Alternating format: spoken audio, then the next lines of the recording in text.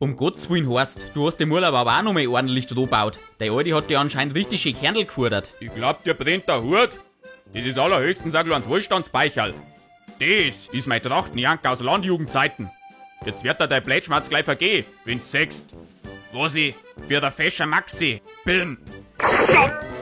Auwe, vielleicht hab ich doch den ein oder anderen Schweinsbrunn zu viel in mein Leben lassen. Aber du weißt ja, wie man so schön sagt. Lieber ein Wammerl am Bauch, als ein Schwammerl am Schlauch. Keine alte Sau sagt sowas. Ich sag's auf jeden Fall. Und gut durchtrainiert ist mein Ransen auch. Komm, schlag einmal sauber zu. Leck, da fällt mir ja der Arm ab. Gegen meinen Kampfkessel hat noch jeder einen kürzeren Zung. Und jetzt schau, dass du rauskommst und mach dir zu. Mei, wenn ich das Bettel von früher da seh, werd ich fast ein wenig melancholisch. Das war ein Reisch. Alles klar, Chef. Ein ganz normaler Samstagmorgen in Obersiersbach. Der Schoß, gerädert von den Vortagseskapaden, schlaft grad im Vorgarten seinen Rausch aus.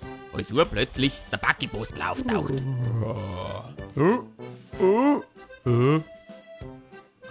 Das gibt's ja nicht. Hab ich's tatsächlich abgezogen, die Schulburm. Da sag ich grad auch hoch auf meinen grintigen Saumong. Ja, Rudi? Der ist genauso schier wie du. Gerd, schau her, was ich gewonnen hab.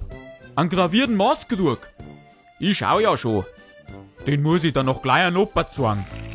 Aufgrund der widerstandsfähigsten Leber in ganz Obersiersbach und Umgebung geht der Preis fürs jährliche Rüschals auf von Georg Stoiber.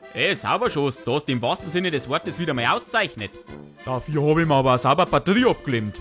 Bin am nächsten Tag nackert am Kinderspielplatz wach geworden, das erklärst einmal der Polizei.